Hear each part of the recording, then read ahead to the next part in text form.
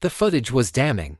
At the next HOA meeting, projected in full high definition and on a portable screen, Patricia Newman was caught on camera, mid-scream, finger-wagging like a metronome of rage. "You little monsters. Better stop running. This is not a playground. It's my neighborhood."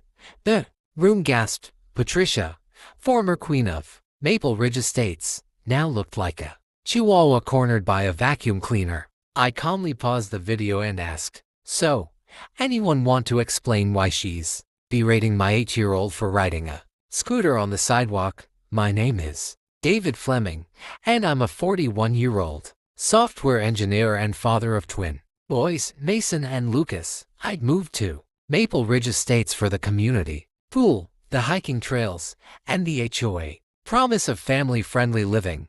I took that to mean a place where kids could actually be kids without getting a lecture about property values every time they stepped outside.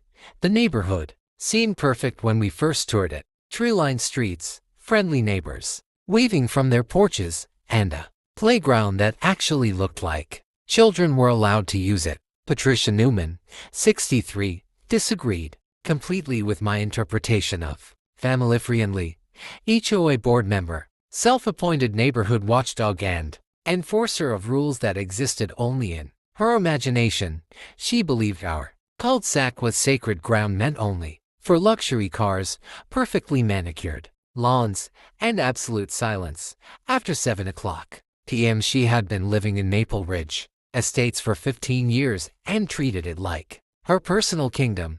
Patricia worked as a retired bank manager, which explained her obsession with regulations and her complete inability to understand that children are not financial transactions that can be neatly categorized and filed away.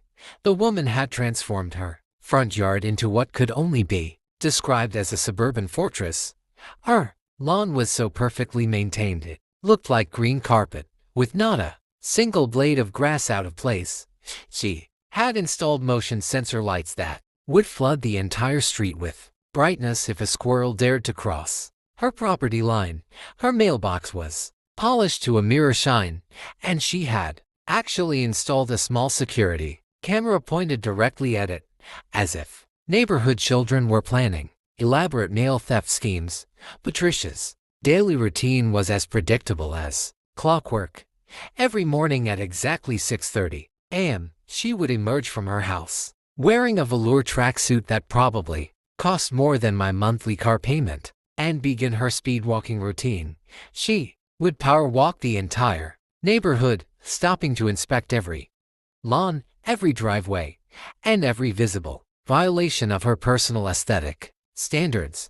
By 7 a.m., she would be back at her house already composing mental notes about which neighbors needed to be reported to the HOA board. In her twisted mind, my boys playing hopscotch was basically vandalism.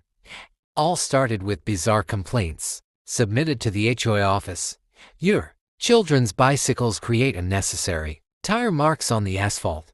The sound of bouncing balls disrupts the peaceful ambience residents expect. Your son's outdoor voices exceed acceptable decibel levels for a residential area." Each complaint was typed on official letterhead that Patricia had apparently created herself, complete with a fake logo and everything.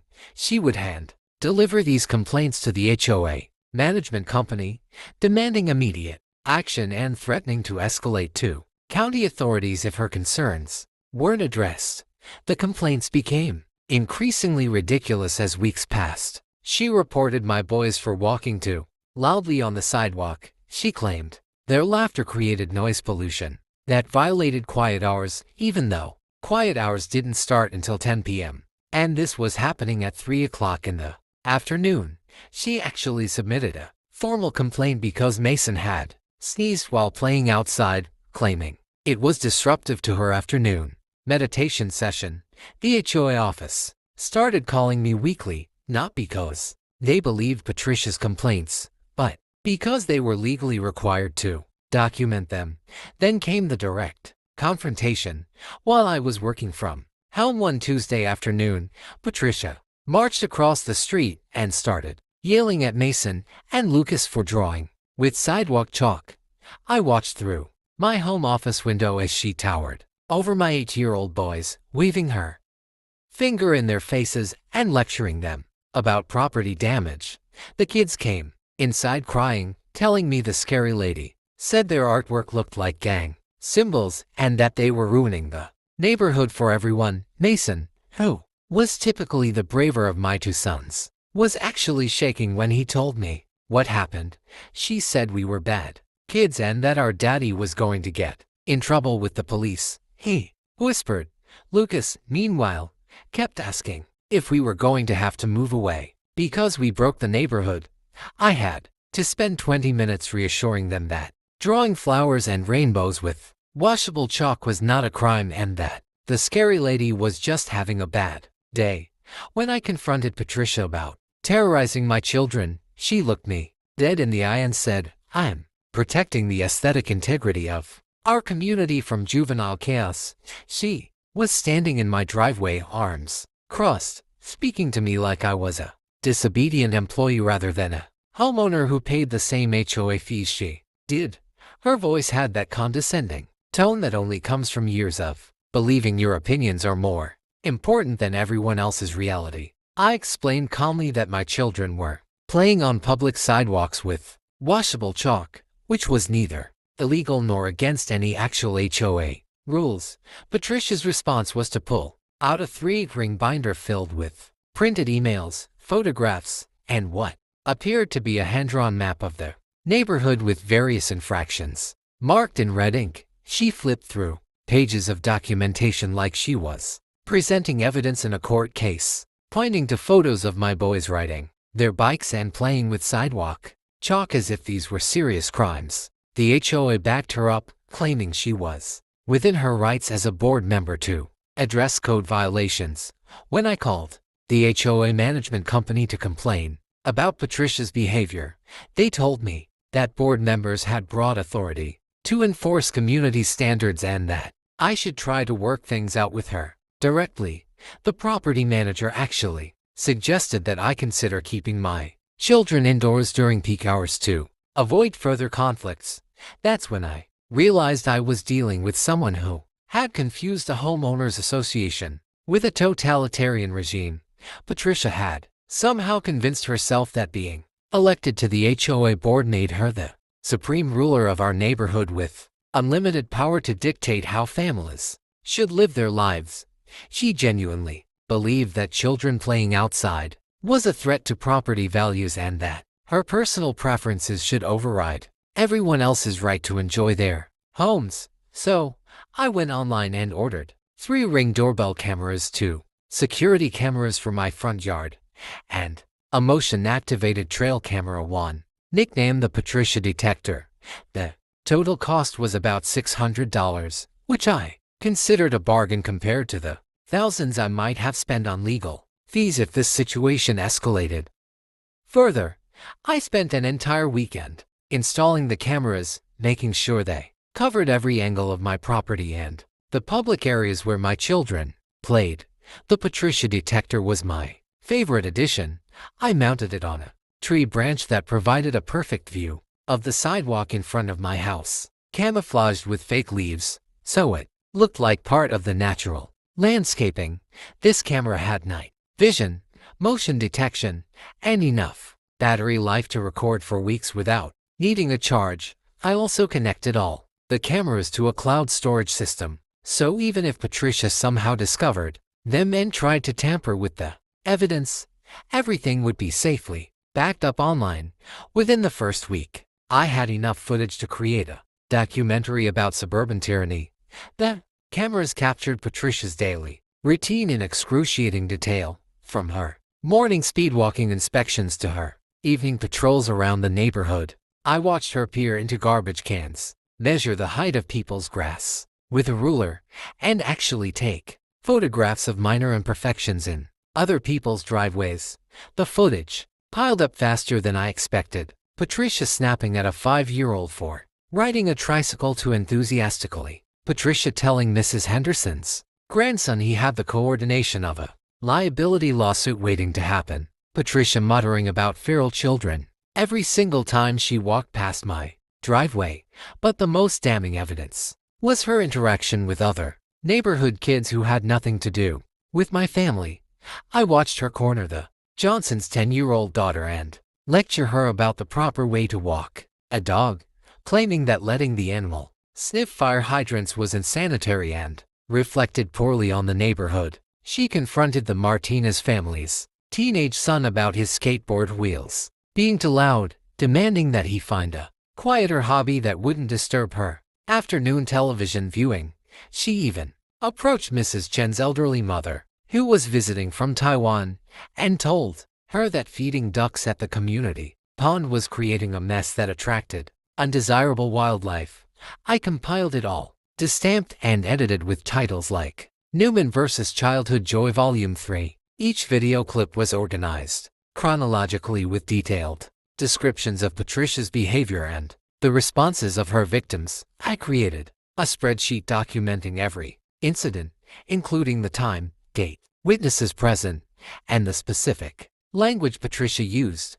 By the end of the month, I had over 4 hours of footage showing a clear pattern of harassment and intimidation. First, I submitted the footage to the HOA complaint board, which Patricia chaired. I prepared a professional presentation complete with charts, graphs, and a timeline showing the escalation of Patricia's behavior. I requested a formal hearing where I could present my evidence and asked the board to take disciplinary action against one of their own members. Unsurprisingly, she dismissed my complaint as frivolous and accused me of harassment for filming her public outbursts. So I escalated straight to the county's Community Harassment Prevention Office, which had a hotline specifically for verbal misconduct involving minors. Patricia had no idea this office even existed. She was about to get a very expensive education. The county investigator contacted several neighbors and discovered a pattern. Multiple parents had been verbally accosted by Patricia. One mother recalled Patricia screaming, "Go back to the jungle gym, you little animals," at her twin daughters. Another dad remembered Patricia calling his son a menace to society for playing with a frisbee. Four citations were issued to Patricia under the county's public verbal abuse ordinance, or rarely enforced rule that was now burning brightly in local social media groups. Patricia's response was to claim it was all deepfake technology created by disgruntled parents who wanted to discredit her leadership. She hired a lawyer and demanded a formal hearing, where she planned to present evidence that the videos had been digitally manipulated to make her look bad. Her defense crumbled spectacularly when one video clip included her yelling her own name and address while berating a child for existing too loudly, making it impossible to claim the footage was fake. The lawyer quietly withdrew from the case after reviewing the evidence, leaving Patricia to represent herself at the county hearing.